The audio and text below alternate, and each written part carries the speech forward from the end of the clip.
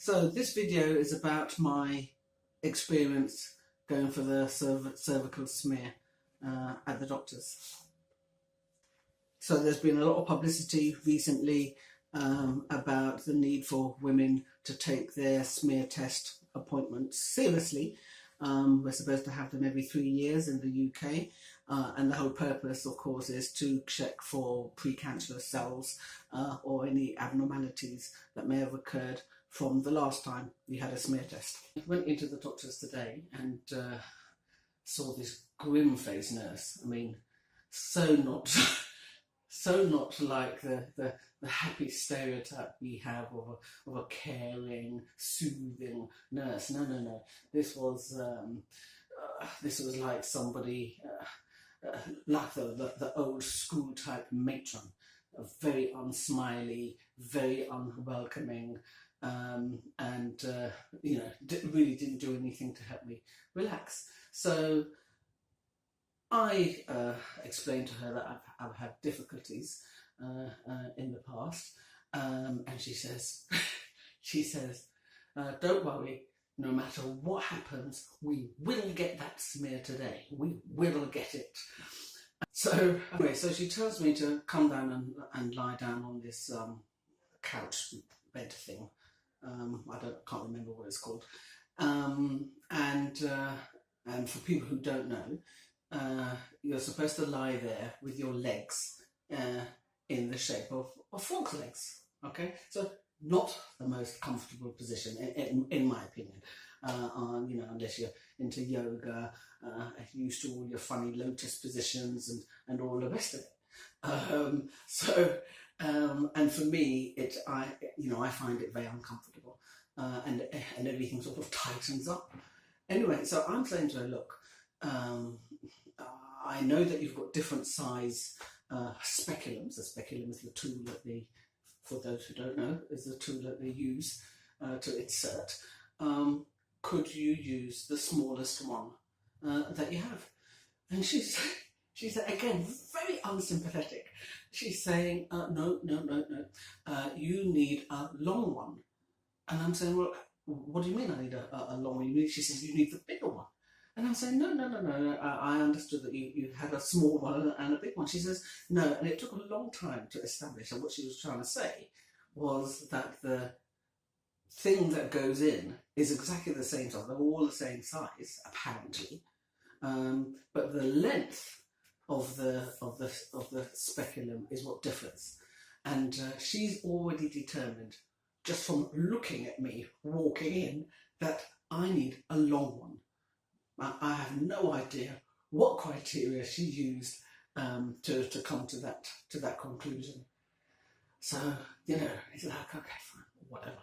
Oh, the difference nowadays between how it used to be and today is that back in the day they were metal, and possibly they had smaller, different size diameters in the metal ones. Anyway, so these are all plastic nowadays.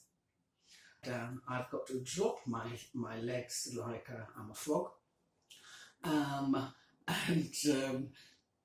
she was saying, no matter what happens, as I said, no matter what happens, you will leave having had this procedure done. Yes, Ashton. Anyway, she starts the business, starts her insertion, and I'm now sort of saying out loud, relax. I'm humming out loud, trying to get myself relaxed. And she's saying, you're moving your legs. I can't get in, so I have to concentrate on keeping my feet touching together. Now, I've got socks on, and we've got this paper towel, and of course, and it's on this plastic couch thing. So of course my feet keep naturally slipping, because of the pressure. And at one point I said, look, shall I just take my socks off? No, just stay where you are, and just relax. And I'm thinking, yeah, I'm really going to relax under these circumstances. So I'm thinking, yes, she's in, hooray! And I'm still out loud trying to keep myself relaxed. And then I hear this sound. And I'm thinking, oh my God, she actually sounds like she's tapping a nail into me, yeah, because things are feeling distinctly uncomfortable, and I'm just aware of this persistent knocking sound. And then she says, no, I can't do it. I can't do it. You keep clamping it. You keep on seizing up, you know. And she pulls out. So, you know, I'm sweating by now, you know. And we take a little breath, and I'm saying, okay, let's try again. I'm really trying to be brave here. So I'm saying, let's try again. We tried 3 times, and each time I think that she's there. I can feel she's in, and every time I hear this, and it's this tap, tap, tap sound, you know. Anyway, she's had enough. She pulls out. She says, no, it's clearly not going to happen today. So I'm thinking, no, we've got to get it done. We've got to get it done. I said to her, can we try a different position? And I swear, the woman almost rolled her eyes to heaven. It was almost like, what is wrong with this patient? That was her attitude. You know, I should have been done by now. This should have been done in 2 minutes. And 10 minutes, 15 minutes later, this damn woman is still in the doctor's surgery, you know, trying to get me to do this thing that she can't tolerate. Anyway, I said, can we maybe try a different position, you know? And she goes, oh, yes, okay. I'm thinking that she could have suggested this. Yeah. So I said, you know, she says, yes, okay, lie on your side. All right, so I'm thinking, okay. And again, I asked, you know, should I take the socks off? No. I was asking about taking my socks off again. She said, no. Just lie on your side, and this time you've got to kick. You've got one leg in this position. I'll try and get a diagram, a picture so you can see. You know, but basically you have your leg in a particular position, and you know. So I'm lying on my side, and I'm thinking, you know, it's more comfortable for me. And I'm still sort of trying to hum out loud. And she starts again. And I'm thinking, yes, because now I can definitely feel that she's got further. Okay, she's definitely much further inside. And then again, I hear this. And I'll tell you what, when you're already nervous, and then you hear this, and you just think, God, has this woman turned into a sadist? Is she really tapping something inside me? Because it really does sound like she's got a hammer and she's tapping a nail into me.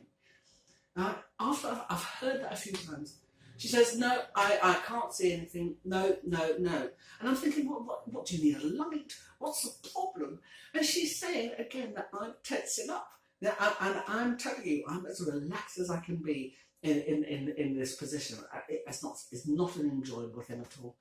I forgot that she pulls out. Okay, having failed once again to do the exam, and then she says to me, and again she's still very, you know, strong. You know, what I'll do is I'll refer you somewhere else where they'll do to use some long word.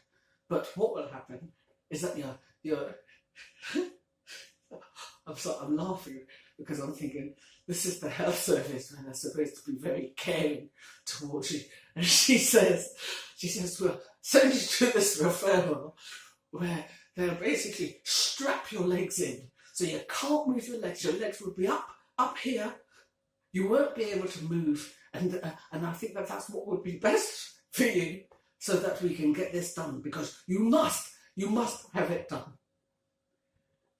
And I'm thinking, yeah, well, welcome to the caring NHS.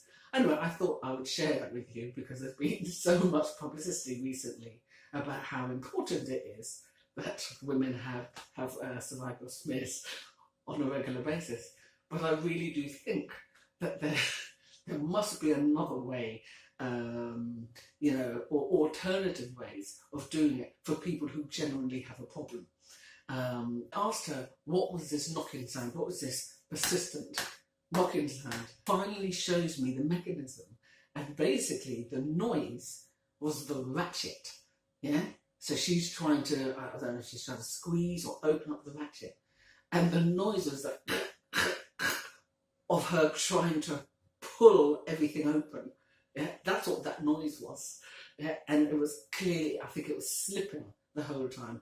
You know, it's like if you're trying to put a jack, you know, when you're trying to jack a car up, and maybe there's something wrong with the mechanism, and each time you pull the handle, it's like, and it's slipping down again. I think that's what the problem was. That I was so tight, or I am so tight, that the ratchet, you literally couldn't get that ratchet, and you just get that sound. Great fun. So I'd love to hear other women's experiences of having a cervical smear. Please leave a comment in the comments box below. Thanks for listening. Bye.